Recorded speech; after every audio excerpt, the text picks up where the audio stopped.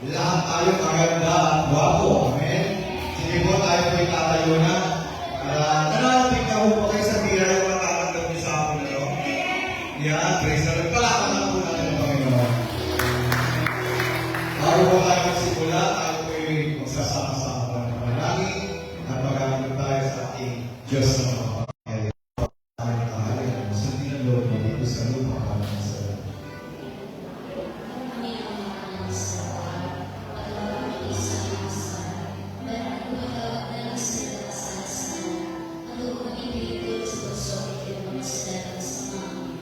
Panginoon, mag-ingat po po ng grasya. Ang Diyos ay sumasayo. Bukod kang pinagpala sa babaeng lahat at pinagpala ng mga iyong mga kasal. Sa pangalan ng Diyos, tanahan mo ang makasalanan. Ngayon, ang iyong mamatay. Amen. Saan mo na rin tayo kung awit ng pagtitiwala ng Diyos? Siyang naghaharan ng pagpupok ng kataas-taas at nananatili sa kalingan niyong mga Panginoon. Makapagsasabi sa kanyang Panginoon, huwag ka tahanan, ikaw ang Diyos na tayo kong pinagtiwalaan. Ika'y lilitas niya sa panganib sa unang gabitan, at kahit na naman mabigat na salang di ka magdaranas. Lulukuhan niya sa rilid ng kanyang malakay na pakpak. Sa kalingan niya ay nabibiyak mo na ikaw ay likas. Iingatan niya ipagsasakalan pagkat siya'y kapal. Pagsapit na gabi, di ka matatakot sa anumang bagay. Maging sa gagawin biglang pag-usok pagsapit na naman. Di saan ko ang darating na samot at kagat na lilig. Di ka matatakot sa kasama ng araw o gabi. Kahit na mamuha na sa iyong harapan ang 1,000 tao, sa iyong paligid ang bilang ng patay ng 10,000. Di ka matatakot at natitiyak mo di ka makakot. Ika'y nagmamasid at sa panahon iyong mamamas mo. Iyaw sa sama ay makikita mong pinalulusan. Sapagkat si Yahweh ang ginawa mong tagapagsagalan at ang pinili mong pag-iingat sa iyong kataas-taas. Di mo alunin ika'y mapaharap at walang daratan, kahit ang tuwing mapag-irap sa iyong bahay. Susuguin niya maraming anghel silang susubayban, kahit sa dami pa sa kanyang palad ay makilagkat silang maglabas, nang hindi masaktan ang mapao sa matong matas. Kahit ang tapakan mo ay maliyon, asa mabagsik, di ka malo sa mga serpiente at mayroong oras. Ang sabi ng Diyos, aking nililigtas ang tapat sa akin, at iingatan ko ang sino ng taong makikinig. Pag sila'y tumawag, laging nalaman sila'y pakagyan. Aking sasamahan, at kung may hilahin ay sasalulohan. Aking liligtas ng bawat isa ay parang sila'y bibigyan mo at gaganting pala ng mga pagbuhay na matitiyak na karawin nila'y kaligtasan. Maaaring ipinig ko ang langit at hindi ko matakabulan. Maaaring magpadala ko ng mga balak upang salantay ng lupay mo. Maaaring palaganapin ko sa aking bayan ng salo. Ngunit sa sandaling ang bayan ito na aking pinili ay magpakumbaba. Manalangin, hanapin ako ang kaligtaan ng kanilang kasamaan. Dirinigin ko sila, patatawarin ko sila, at ibabalik ko sa kanilang lupain ang katiwasayan at kasaganahan. Ito ang mga salita ng Diyos. Palakpan po natin ang Panginoon, yung pinakaman sa lahat ng palakpan ibigay natin sa Panginoon, at tayo po'y dadako sa pagpapasalamat sa ating Diyos sa pamamagitan ng pagbibigay ng makalangit na awitin at samahan po ninyo kami at nagagawin ito ay ang ating kapatid. Walang iba kundi Sister Mia. Purihin ang Diyos.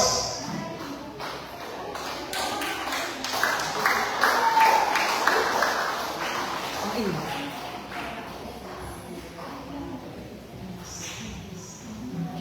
Kapagpalang hapon po ang aming nakamahal na anak ni El Shaddai.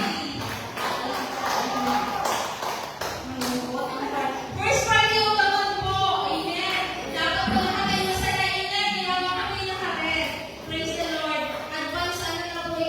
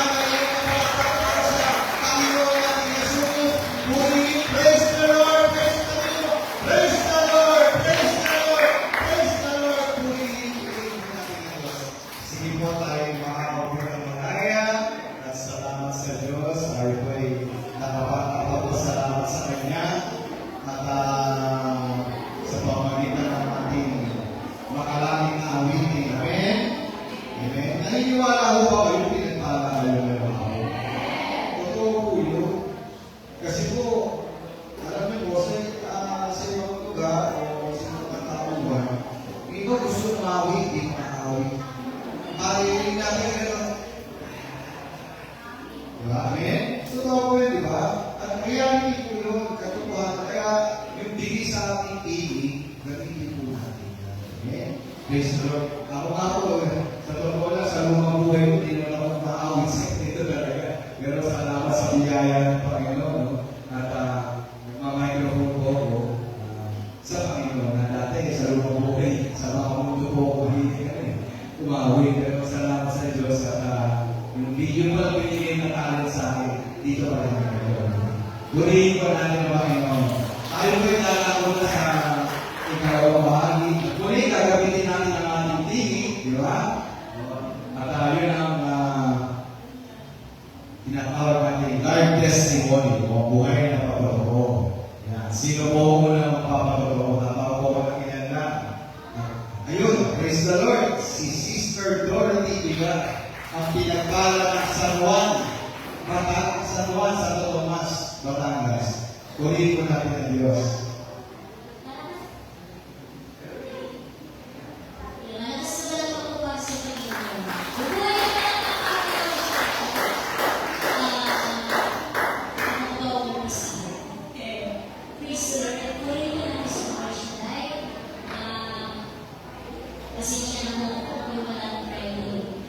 May mga dapat lang na pinakailangan na mahirap ko na yung soda, umawi bigan na sa puso. Almost 32 years doon ako naka-absent. Hindi yung gusto ko. Kasi sa loob ng lupot na ng pag-pinagod at away sa Panginoon, the first time po ako naka-absent dito sa lugar ng Santo Tomas. Kahit po ako may sakit, kahit ako yung nakakami ng aking diabetes, tumataas yung sugar na gano'n. Pinipilit kong makarating. Pero yung mga nagkabuan, sorry na po yung hindi ko pagtulog. Hindi ako makatulog. Marami yung iniisip. Yun ang alawa ko sa pagtaas na sugar ko, yung stress. Hindi ako dapat na-stress. Kaya sabi ko sa mga Lord, alilin yung sarili ko para sa Panginoon sa'yo. May trabaho ko ako, iniwan ko yung trabaho ko. Hindi maglingkod sa Diyos. Kasi sa trabaho, sumawag ko wala na. Pero kung sa Diyos, kahit ano magsubok ng Diyos siya. Amen? Nagkikipaglaban ko ako, 30 years na ako, nagkikipaglaban sa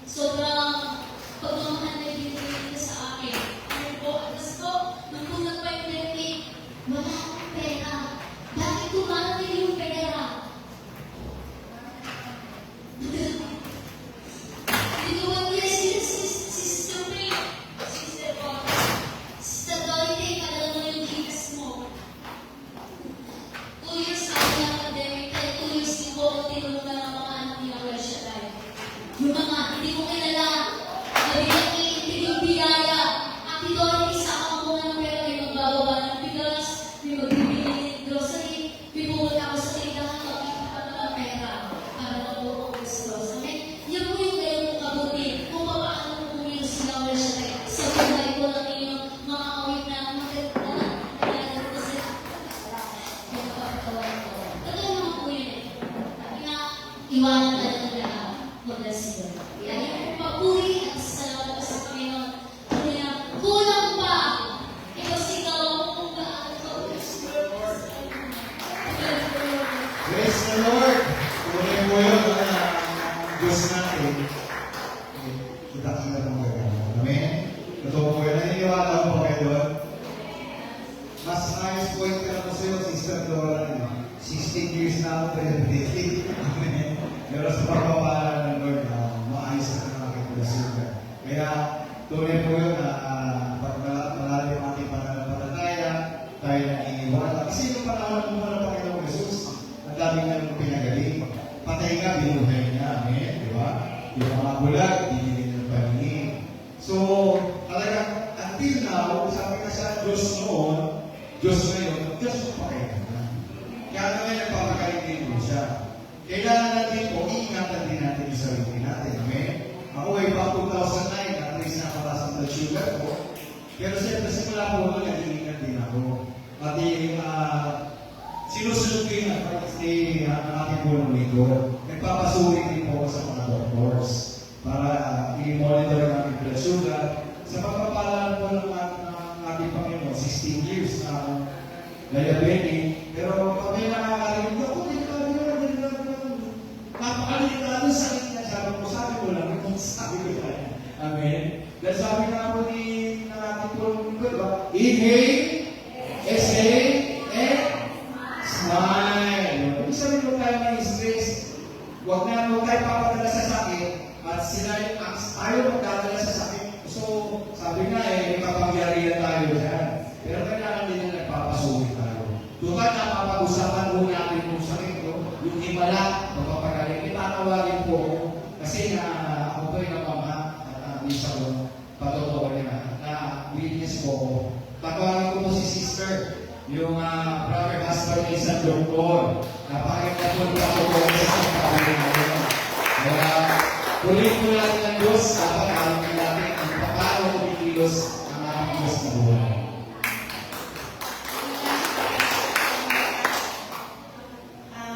Purihin po natin ang Panginoon.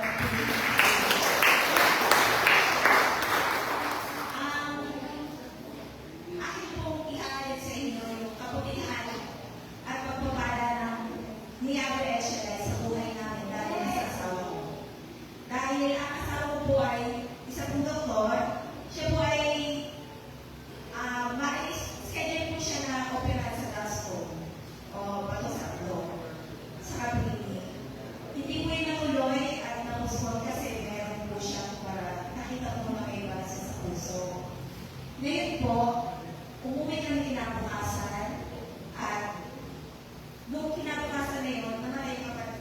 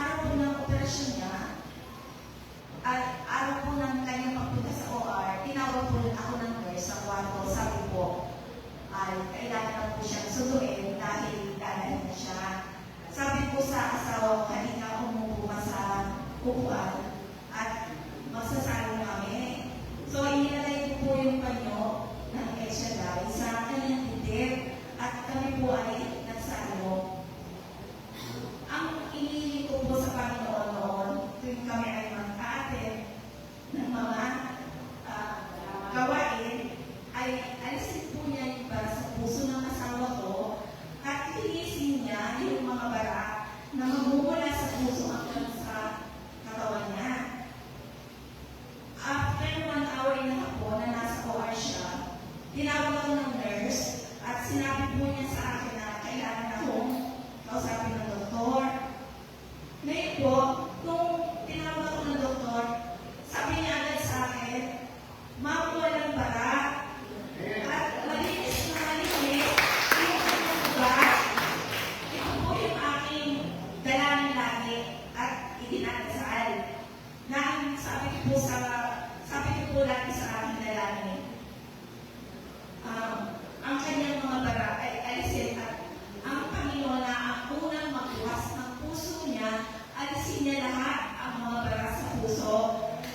Yun po ang nangyari at yun ang sinabi, the same words na sinabi ng doktor sa akin.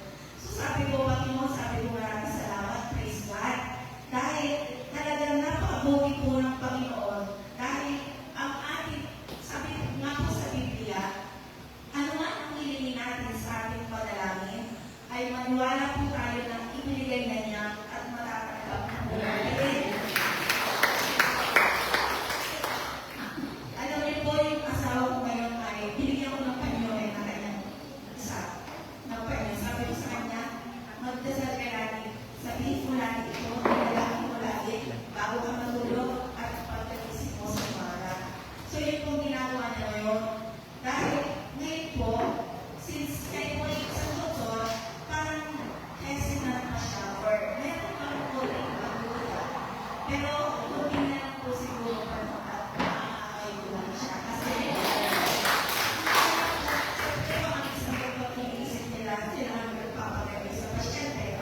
So sabi ko sa kanya, saan magagaling yung himala na ginawa sa inyo ng Panginoon? Kasi kayong mga doktor, galing din sa Panginoon ang inyong talento at inyong mga skills na ginagawa. So, sabi ko sa kanya, tuwing umaga po, nag-online mass kami.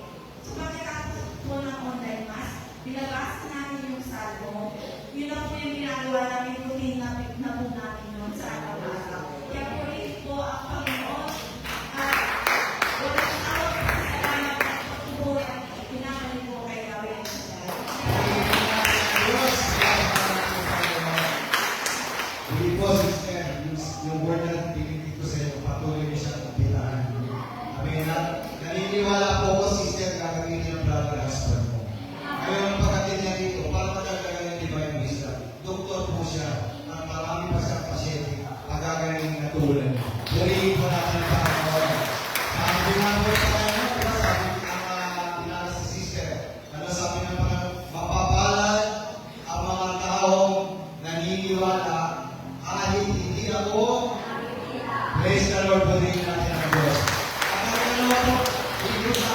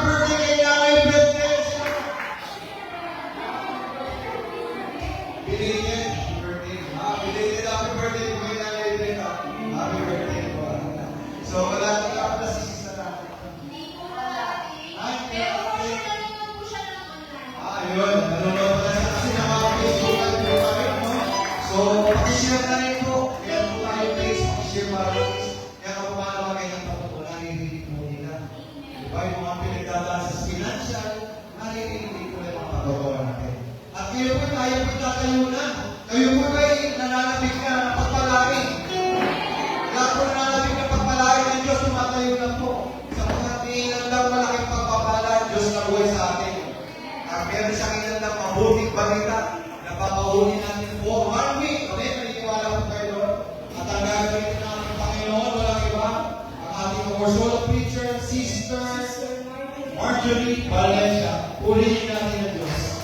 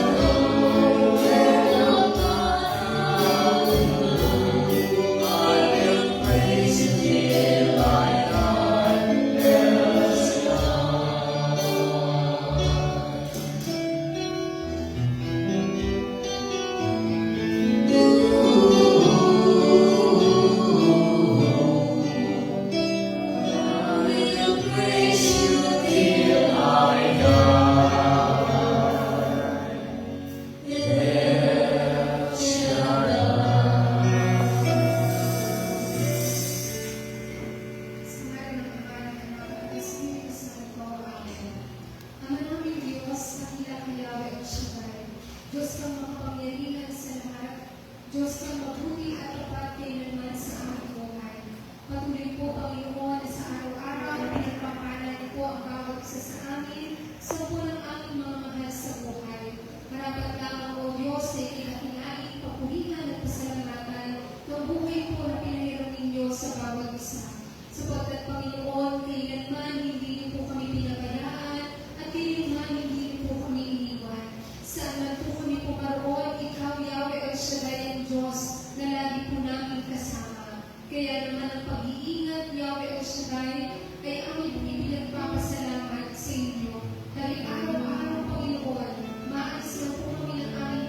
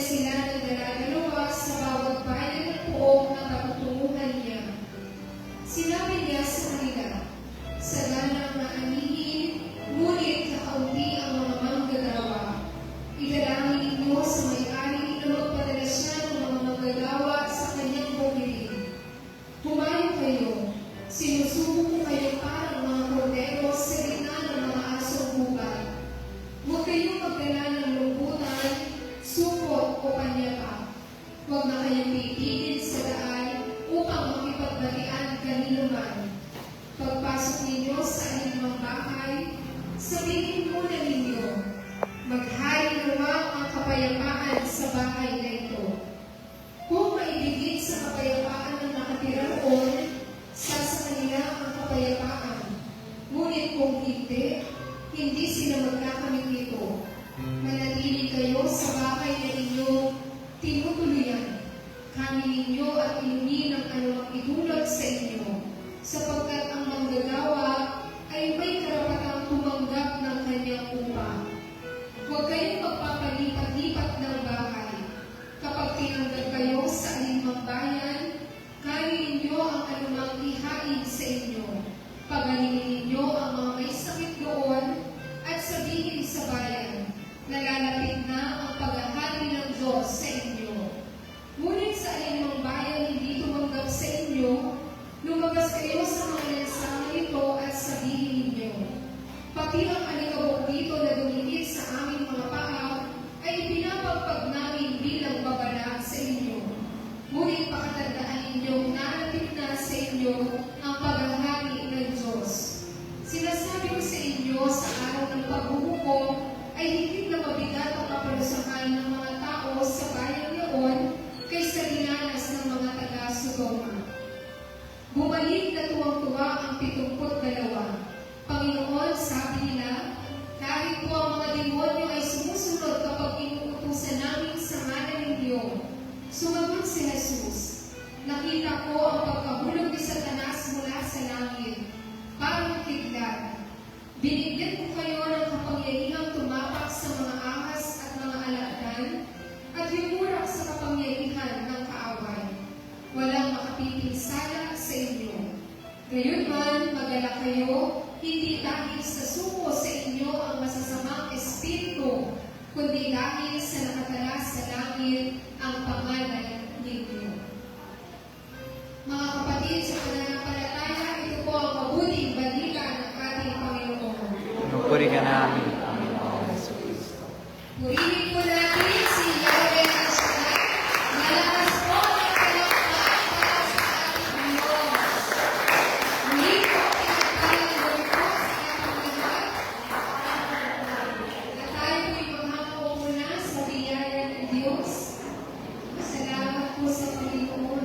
Natagpuan ko po kayo. Kanina po ako nakakutulog sa loob na simbahan. At sabi ko nga, pinicture kayo na simbahan, nag-message ako kay Sister Ellen. Ako meron siyang contact dito kay Sister Ellen Grace Mayordomo. Sabi ko, hindi siya naggawain sa labas ang gawain. Kasi, ay talaga ba? Kasi before April, no? Nakakapag-outreach po ako sa inyo sa loob pa po ang gawain. So, gawin ko punta dito sa loob ang gawain, sabi niya. Mas nahuli ako, napumunta dyan, no? Sabi niya, ikaw, before March, siya naman ay April 4 na ma-assign po dito sa inyo gawain at dito na naman po ang venue ninyo. Kaya lumabas po ako para tingnan kung saan po ang venue. No, di pa kami nagkaintindihan kung labas ba ng gate o loob ng gate na bago magsimbahan. No? Kaya, buti ko bago ako lumabas ulit, napalingon po ako dito. Tapos may nakita ko ako may mga nais sa pintuan na nakataas sa kami sa ko. Ito na ba yun? Sabi niya, yan, dyan nga yun. Sabi ko, salamat sa Diyos.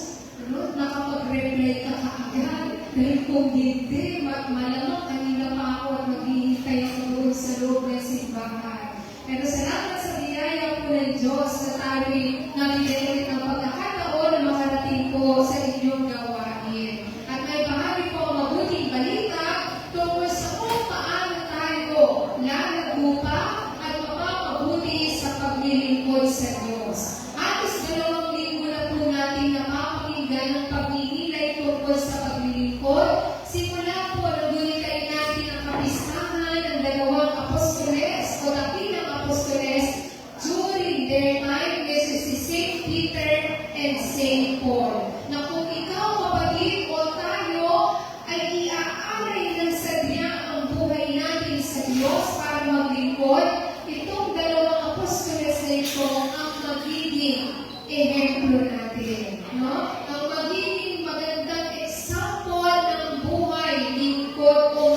paglilingkod ng Diyos sapagkat talagang nasa punto ng buhay nila yung pagiging martir sa paglilingkod.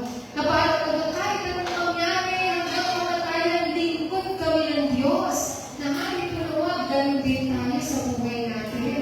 At yun naman po na sa darating na linggo, ang pagsusubo po sa 72 alagad ng Panginoon ang ating napakinggan ngayong gabi. 72. Hindi lang ito po ang patungkol sa literal na 72 lang ang sinugo ng Diyos, and then the rest, wala na. Natapos ng pagsusugo ng Diyos, hindi. Ang 72 po ay, kumbaga, universal na number. Pag sinabi po universal na number, ang ibig sabihin po niya lahat tayo tinawag ng Diyos para isugo at ipangaral ang mabuting balita ng Panginoon. Yan naman po ang isang mission natin. We have one faith, one church, one mission. Amen? At ang mission po natin, ang layunin ng Diyos sa pagtawag sa atin ay para humayo at ipangaral ang mabuting balita. Ipakilala ang Diyos sa sanlibutan. Now, in verse 2 ng Gospel of St. Luke chapter 10, ang sabi po roon, marami ang aanihin. Diba? Alam na alam po ninyo. Kaya talagang ang mission natin, ipakilala ang Diyos para dumami ang mga manggagawa.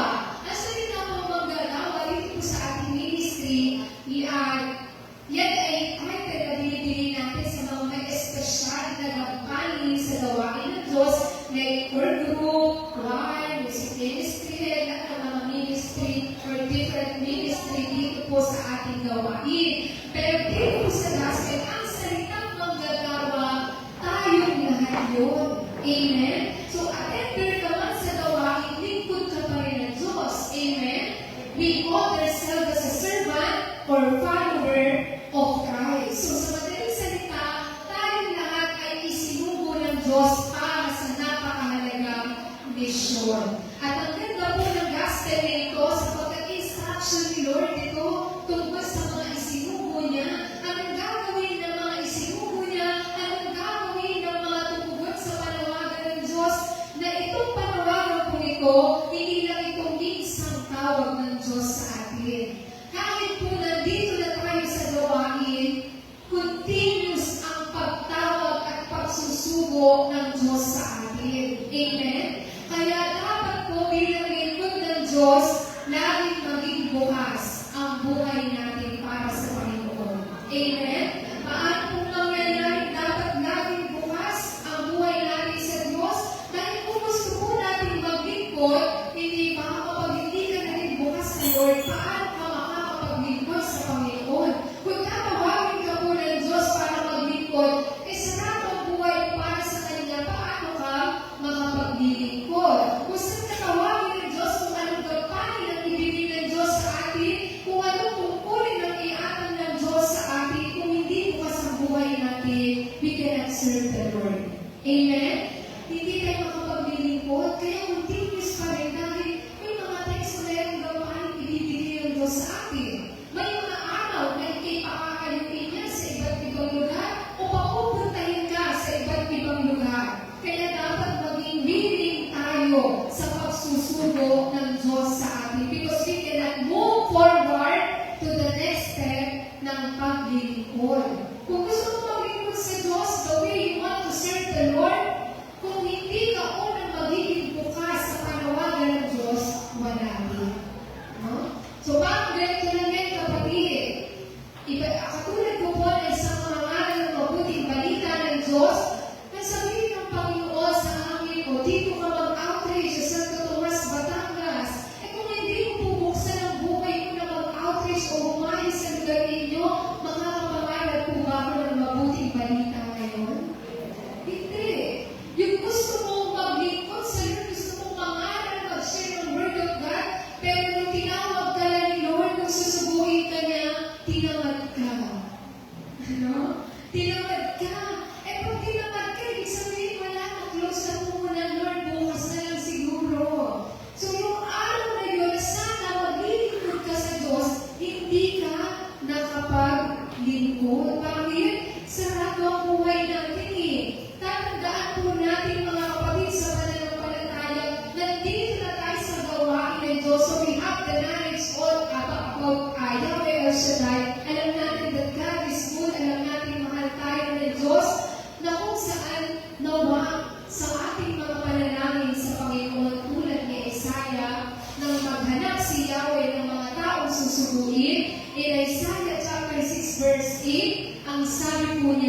here I am, send me. Nandito po ako, suguin niyo po ako. Napakaiksing talata o pangusap. Pero tayo po ba minsan narinig na po kaya ni Yahweh sa atin ang mga katagang here I am, send me. Ano? Sa buhay po natin for how many years na prayer partners, lingkod ng Diyos, minsan po ba narinig ni Yahweh na Lord, nandito po ako, suguin niyo po ako. Lord, nandito po ang buhay ko, gamitin niyo po ayon sa nais ko. Minsan ba narinig niya ng Diyos sa atin? O ang narinig ni Yahweh, Lord, manalo po sana ako sa loto o sa wete o ano ba yung tinatayaan, ano? Diba, uso-uso po yung sa mga probinsya, may tinataya-tayaan na numero. Lord, pahingin po ng pera. Lord, pagalingin niyo na mga tuhod ko masakit. Lord, masakit ang ulo ko, pahingin po ng gamot, ang pambili ng ganito. Lord, pahingin po ng ganito, ganyan. Puro paghingi. Na nakalimutan natin, Lord, nandito pa ako, gamitin niyo pa ako. It is the only source that I have. Ito lang ang meron ng Lord, ang buhay ko, gamitin niyo po. Diba? Ang gandang panalangin, here I am, send me. Subuhin niyo po ako that at the end of our prayer, His bindihan pa rin naman. Ang kalooban ng Diyos ang nangyari, but at the same time, Lord, ano po ang kalooban mo sa akin, gamitin niyo po ako para sa bagay na yun. Amen? Palakpakan po natin ang ating Panginoon. So be willing, be open to the calling of Lord sa buhay natin. Sa panawagan ng Diyos, sa pagsusuko ng Diyos na may lagi tayong maging bukas. Hindi lang sa simula, kundi hanggang sa kasalukuyan at ano po naman hanggang sa huling buhay natin, maging bukas tayo sa Panginoon. Amen? Ganyan ang paglingkod. Yan ang unang hakbang sa paglilingkod. Tumugon ka muna sa tawag. Hindi mo naman makakausap ang tao tumatawag sa iyo sa telepono kung hindi mo sasagutin. Amen? Kung hindi mo i-open ang cellphone mo para pindutin ang tawag na yun o sagutin ang tawag na yun, so makakausap mo lang tumatawag sa iyo pag sinagot mo ang panawagan. Ngayon, sinagot natin ang panawagan, balitas, hindi na sa simula at tagal natin sa gawain enough na yun, hanggang ngayon po may panawagan pa rin ang Diyos. Amen? Pangalawa po, nasubuin ang 72 disipulo ng Panginoon sa iba't ibang bayan, ano pa ang bilin ng Diyos sa kanila ni Kristo? In verse 3 and 4, kayo'y parang kordero, no? Sa gitna ng mga asong gubat. Parang, tinatawag mo kami? Sinusuko mo kami, tapos magiging kordero kami sa gitna ng mga asong gubat at may kasunod pa. Yung nakakatawag na senaryong iyon, sinundan pa ng huwag kayong magdala ng anumang lumbutan, supot o panyapa. Grabe, ano mo? Bakit? Parang sinasabi natin, parang kinain na tayo ni Yahweh sa mga asong gubat na ito. Parang hinahayaan ng Diyos na mapakawag tayo. Parang gusto ng Diyos na pagkasaya tayo sa dami ng kasalanan natin. Isasama ka na sa gitna ng mga asong gubat, hindi ka pa magdadalahin ng pagdepensa mo. Diba? Hindi ka pa magdadalahin ng kung ano man. Parang kang pinapapunta sa isang lugar, pero bawal kang magdala ng lipstick. Bawal kang magdala ng pangkilay. Bawal kang dalhin ng cellphone. No? Diba? Yan ang laging nasa bag ng mga kababaihan eh. Ang lipstick at ang pangkilay. Diba? Mga nanay. Ngayon po mga kapatid, parang sinasabi ng Lord, pumunta ka dyan, tapos bahala ka na sa buhay mo. Pero yun po ba ang sinasabi ng Lord nang sabihin niya huwag kayong magdala ng anuman? Sinasabi niya ba, isinusuko kita pero bahala ka na sa buhay mo? Hindi. Ano ang tinuturo ng Diyos sa mga alagad niya nang subuin niya ang mga ito? To depend on Him. To trust in Him. Na sa ating pong buhay paglilingkod, mag-rely tayo sa Panginoon. Sa ating paglilingkod, ang Diyos lang ang pagkatiwalaan natin because God will provide. Walang man tayong mga bagay na iniisip mong kakailanganin mo sa paglilingkod na yan. No? Pero habang naglilingkod ka sa Diyos, may isang araw na dumarating, i-provide na ni Yahweh El Shaddai yung iyong hinihintay. Amen? Palakpakan natin ang Panginoon. Kasi bakit po? Kasi nalilingkod mo kayo dala-dala na sila ng mga bagay na yun, magre-depende pa ba sila sa Lord? Eh tayo personally, kapag maligaya ang buhay natin, pag masagana ang buhay natin, pag tagumpay tayo, nasaan tayo? Nasa SM. Pagka tagumpay ang buhay natin, pag masagana ang buhay natin, wala tayong problema sa kaperahan, nasa tayo nakikita? Sa mga shopping mall, sa mga pasyalan, no? Na nakakalimutan natin na hello, Yahweh El Shaddai, no? Nakakalimutan natin ang Diyos. Pero pag wala tayo, pag mahirap ang buhay, sa tayo laging nakikita, sa simbahan, kahit walang misa, nandyan tayo. Pag mahirap ang buhay natin, kaya natin pumunta sa simbahan araw-araw. Kahit walang misa, o ngayon pag may misa, talagang sinisikap natin magsimba araw-araw. Nagdarasal tayo dati po sa bahay na, pero kung maghirap ang buhay natin, talagang sumisikap tayo na magpunta sa tahanan ng Diyos. Diba? Yung ating pagtitiwala na ilalaga at naibibigay sa Diyos sa panahon o kalagitnaan kung walang-wala tayo. So, ang tinuturo ng Diyos dito, mag-focus ka lang sa paglilingkod. Kasi naniniwala naman po ako, sinugo tayo ng Diyos, hindi dahil sa wala lang tayo gagamitin para maglingkod. Meron eh. We have the strength. Meron tayong wisdom and knowledge. Kung baga nandiyan naman na provided ng Lord yung mga kakailanganin sa paglilingkod. Kaya nga kasi ang hinahanap natin pagkain. No? Ang hinahanap natin kaperahan. Ang nakatingin tayo, nakapokus tayo sa bagay na wala tayo. Eh, ito sarili natin, pwede namang maglingkod sa Diyos eh. Diba? Pwede namang maglingkod sa Diyos na nasa diet ka muna. Nagda-diet ka muna. Kunti lang muna ang pagkain. Pwede naman tayo mag-serve sa Lord eh. Kung hindi sapat ang pinansyal na meron tayo, ito ang lakas natin. Ito ang buhay natin. May word of God na tayo naririnig, pwede ipangaral sa ating mga kapwa. So, mapagod po ang lingkod ng Diyos na katuon sa pagsunod sa kalooban ng Panginoon sa kanyang paglilingkod, magpuprovide ng Diyos. And proven and tested din sa buhay natin, we are the living proof that God will provide. Amen? Purihin po natin ang Diyos. I-share ko yung aming personal na testimony kung paano talagang nag-provide ang Lord. Alam po, meron tayo kanya-kanyang storya ng isang araw na nakita na lang natin, na yung pangarap natin, buhay na natin. May mga istorya tayong dati, pangarap lang natin at ipinagkatiwala. Minsan kay Yahweh, isang araw dumating na sa buhay natin. So ako po natawagin ng Panginoon bilang tagapagpahayag ng mabuting balita.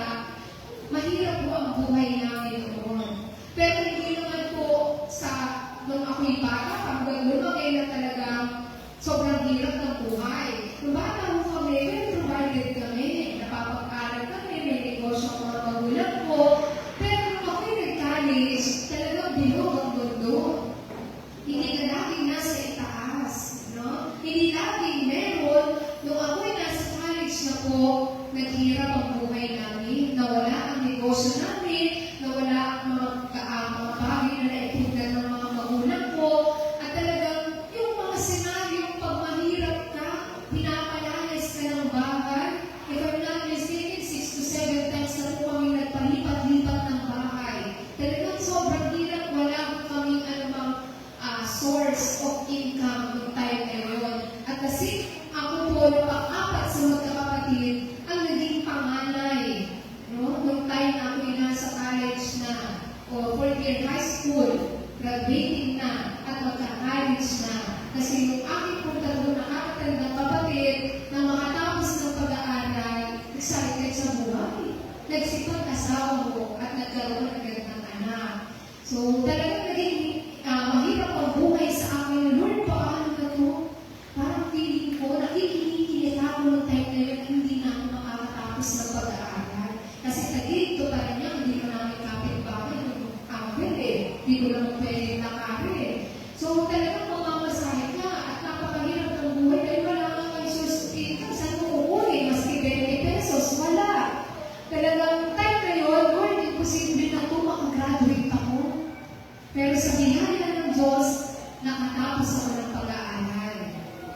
At bilang isang tipikal na kabataan na hanalis ng hirap sa buhay at nakapagtapos ng pag-aaral, pangarap ng mga kabataan makatulong sa mga magulang.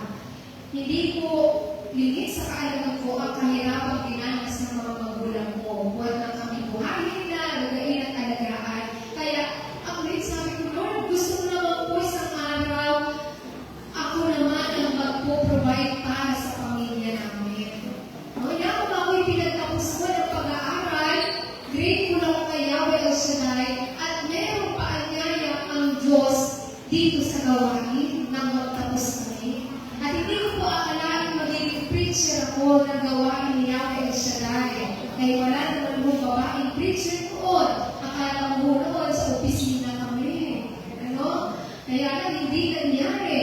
Pero hindi mo naging madali na kahit graduate na po ako, kikita ka na o may makakapagbigay ka na sa pamilya. So nagtuloy-tuloy yung isang buwan, 2 buwan, 3 buwan, o 4 na buwan. Talagang araw-araw umaalis kami ng maalala niyo po, may mga batang babae sa amin ninyo na sumasama sa mga preacher noon para ipakilala sa sarili nila bilang mga youth minister.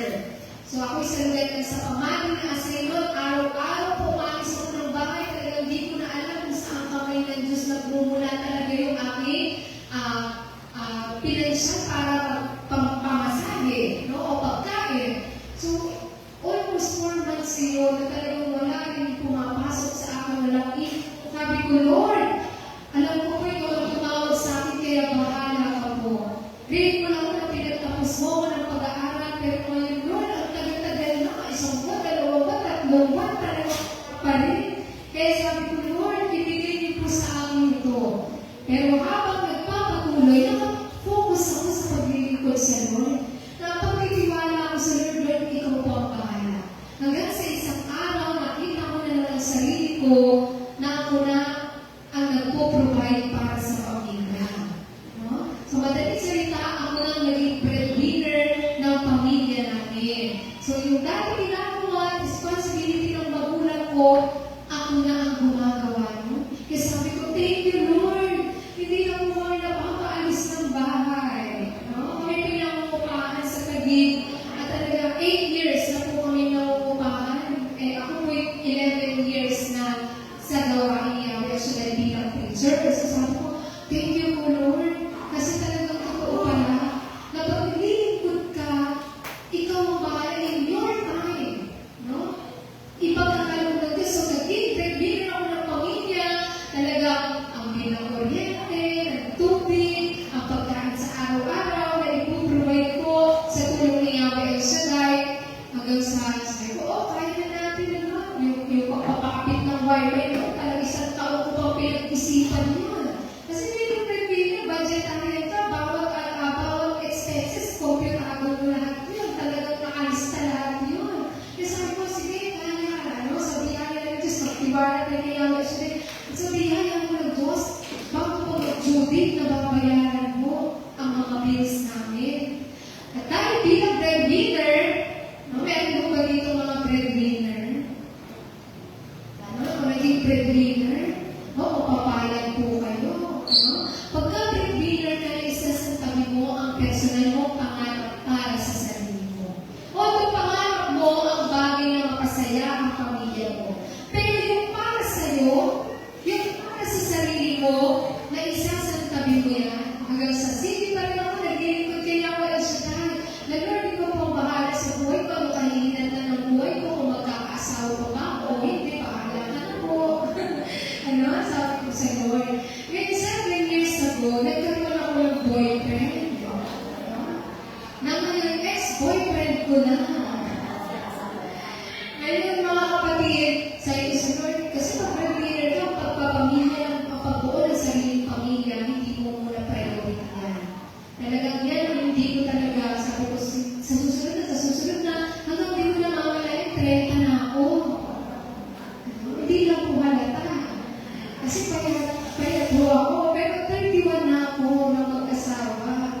So, sabi ko nga sa Lord,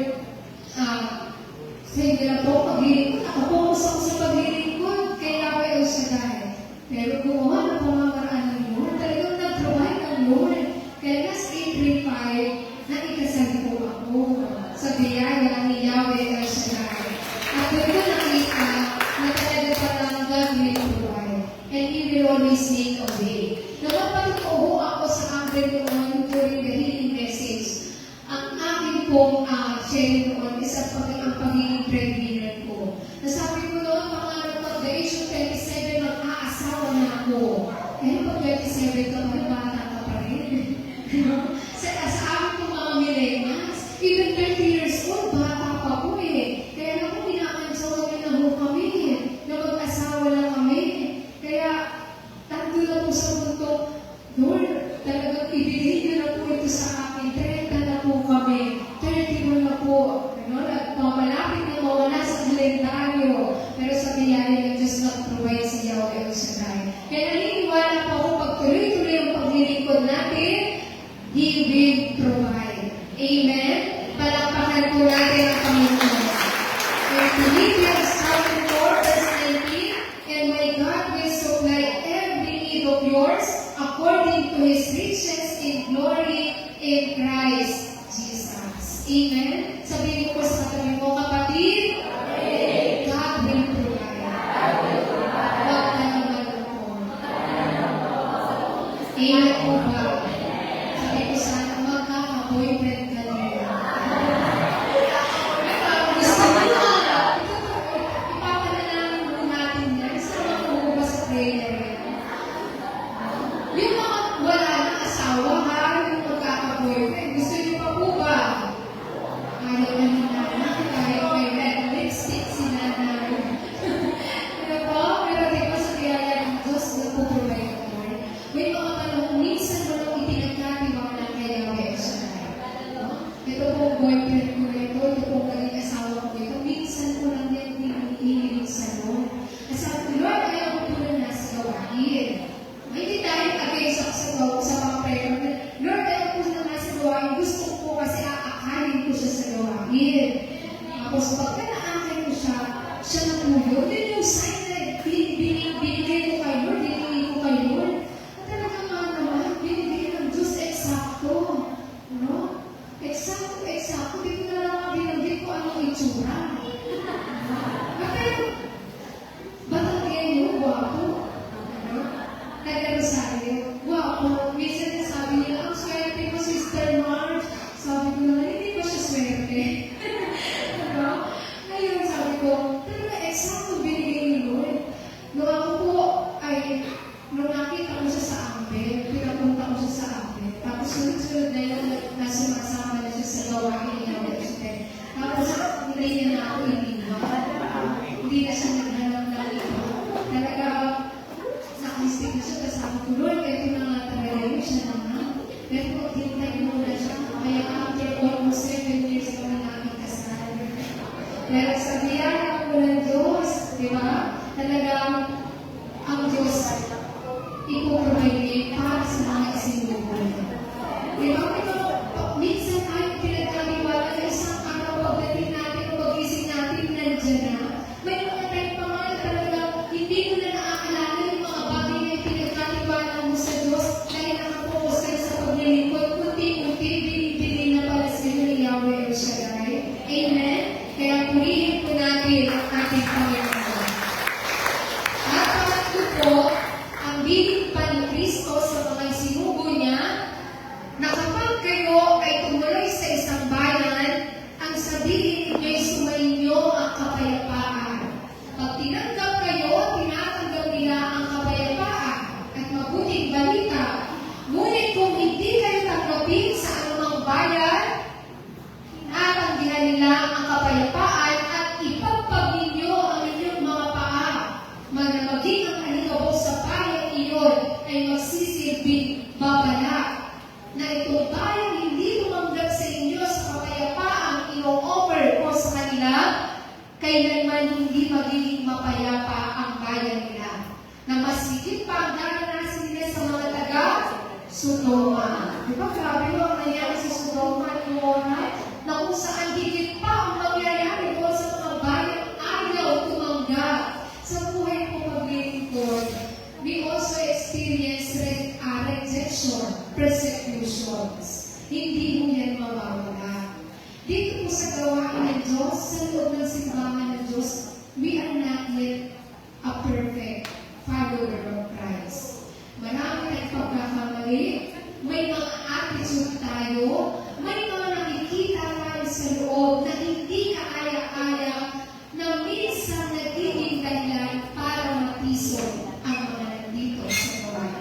Amen? Pero ang bibig ng Panginoon, not be discouraged.